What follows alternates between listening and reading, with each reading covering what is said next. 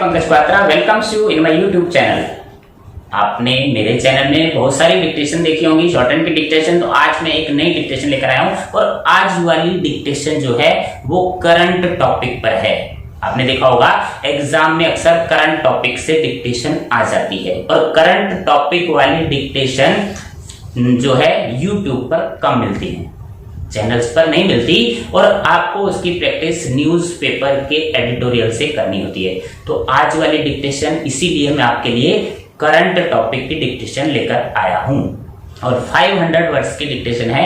आपने सारी डिक्टेशन लिखनी है और डिक्टेशन लिखने के बाद आपने इसको ट्रांसक्राइब जरूर करना है। ट्रांसक्राइब करेंगे या तो आप हाथ से कर सकते हैं, नहीं तो टाइपराइटर से कर सकते हैं, या फिर कंप्यूटर है तो आप कंप्यूटर पर भी कर सकते हैं, लेकिन करना जरूर है आपने। और इसको ट्रांसक्राइब करने के बाद आपने मिस्टेक जरूर फाइंड करनी है। जब भी आप डिक्टेशन लिखें मिस्टेक को जरूर फाइंड करना, ये पॉइंट आपने याद रखना है। और मिस्टेक फाइंड करने से होगा क्या, एक तो आपको पता लग जाएगा कि 500 वर्ड्स में या 400 वर्ड्स में आप कितनी मिस्टेक्स करते हैं। 10 मिस्टेक्स करते हैं, 15 करते हैं, जो भी करते हैं। फिर उसको एनालाइज जरूर करना। एनालाइज करने का मतलब कि आप ये देखें कि आप किस तरह की मिस्टेक ज्यादा करते हैं। ए एन दा पढ़ने में प्रॉब्लम आती है, या सर्कल एस जो होता है कई बार हम लगाते हैं कई बार नहीं लगाते, तो एस वर्ड के एंड में एस लगाया या नहीं लगाया वो मिस्टेक हो जाती है। या फिर कुछ मिस्टेक्स इस तरह की होती हैं कि हमने वर्ड मिस कर दिया या वर्ड मिस नहीं हुआ, पढ़ने में कुछ और पढ़ा गया। तो किस तरह की मिस्टेक्स ज्यादा हो रही हैं, फिर नेक्स्ट टाइम हम डिक्टेशन लिखते समय उसी तरह की मिस्टेक जब आएगी, उस तरह का कोई वर्ड आएगा तो हम ज्यादा ध्यान देंगे अगर आपने एनालाइज किया तो ये है स्पीड बढ़ाने का तरीका।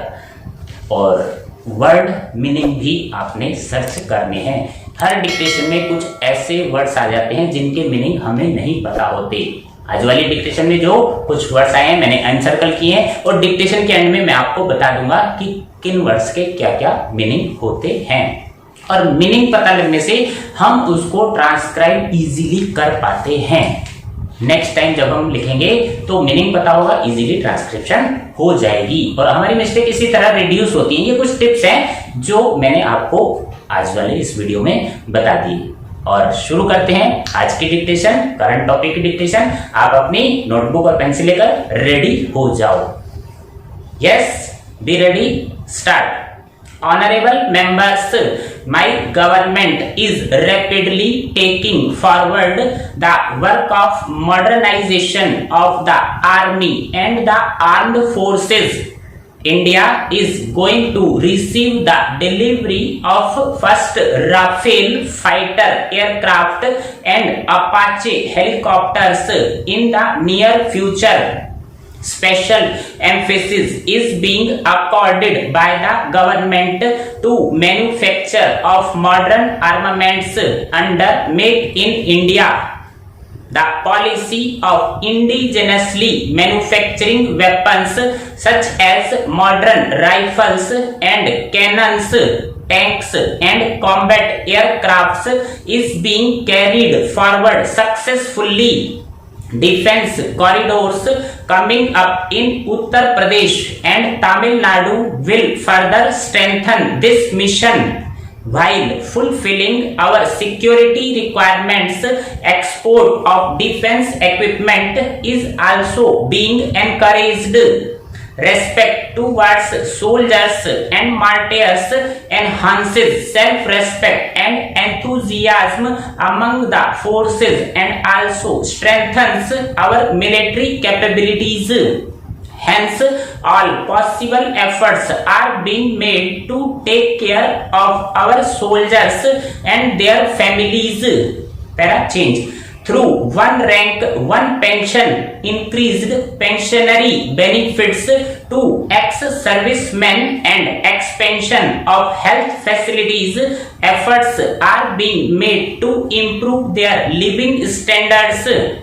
The National War Memorial near India Gate in Delhi, built by my government 7 decades after India's independence, is a tribute to the martyrs by a grateful nation. Similarly, my government has set up the National Police Memorial in memory of police personnel who were martyred while safeguarding the security of the country.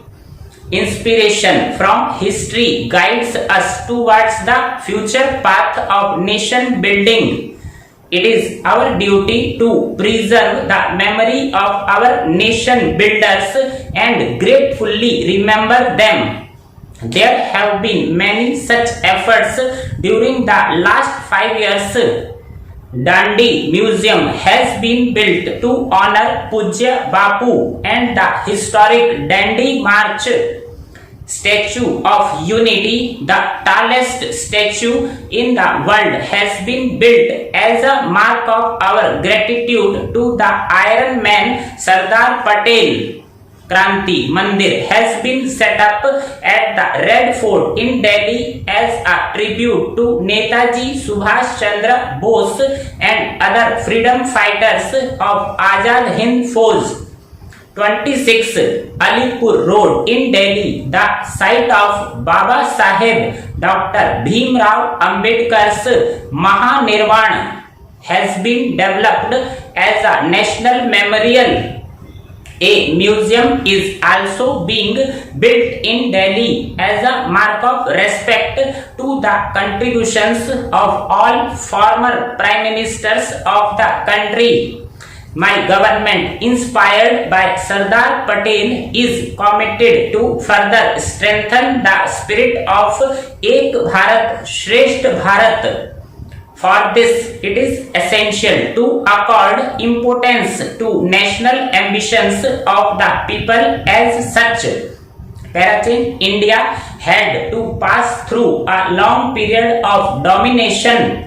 But throughout this period, Indians kept fighting for independence in different parts of the country. The longing for freedom and willingness to make sacrifices to achieve freedom had never waned.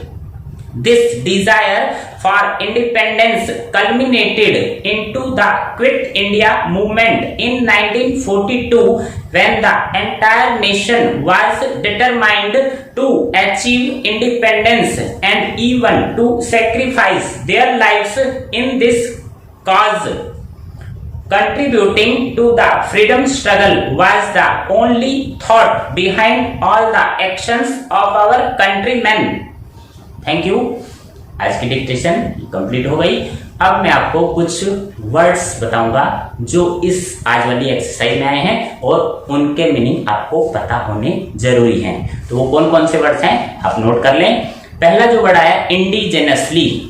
आज वाली dictation में इंडिजेनसली का मतलब होता है स्वदेशी या देश में ही, लोकेल जिसे बोलते हैं, और होम ग्रोन भी कह सकते हैं आप इसको।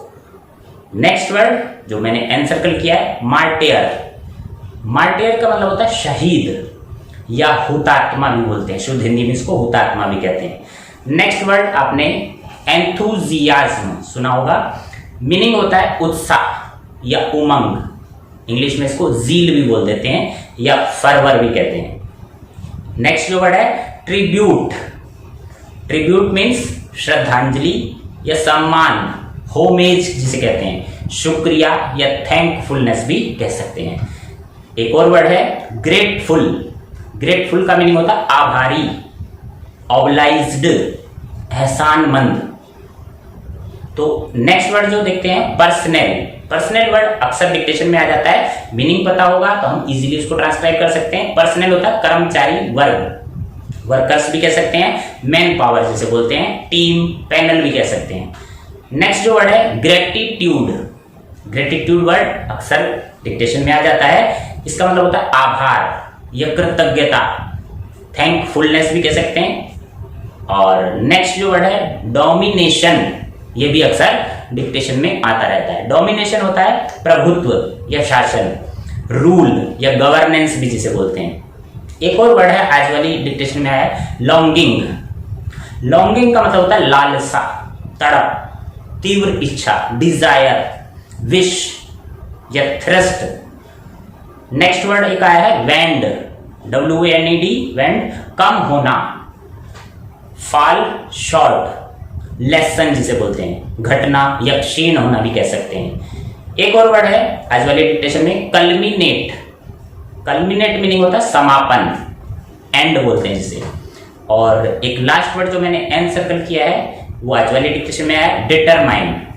डिटरमाइन होता है ठान लेना, तय करना, मतलब कंप्लीट, सॉर्ट आउट। तो ये आज वाले वर्ड मीनिंग थे। आपकी डिक्टेशन हो गई। अगर मिस्टेक्स आपकी ज्यादा आती हैं तो आप इस वाली डिक्टेशन को दोबारा भी ट्राई करेंगे, लिखने की कोशिश करेंगे। और अगर आपने इजीली लिख ली है डिक्टेशन, एक तरीका और बता देता हूं कि आपने ये इजीली लिख ली और आपको लग रहा है कि स्पीड आपकी ज्यादा है और डिक्टेशन स्लो है। अगर मिस्टेक ज्यादा है तो दोबारा लिखेंगे, और स्लो है तो आप इसी वीडियो को स्पीड बढ़ाकर भी लिख सकते हैं। YouTube में आप स्पीड बढ़ाकर भी इसी वीडियो को दोबारा से सुनकर लिख सकते हैं, डिक्टेशन ले सकते हैं। अगर मिस्टेक्स ज्यादा नहीं है तब, ज्यादा है तो सेम इसी स्पीड पर लिखना है, और नहीं तो आप स्पीड बढ़ाकर इसको लिख सकते हैं। वो ऑप्शन आप ओपन कर सकते हैं। तो आज की वीडियो यहीं एंड करते हैं। आपको कैसा लगा वीडियो आप कमेंट करेंगे, और अगर आपने चैनल को सब्सक्राइब नहीं करा, चैनल को सब्सक्राइब करेंगे ताकि आगे आने वाले वीडियो आपको उनके नोटिफिकेशन मिलते रहें।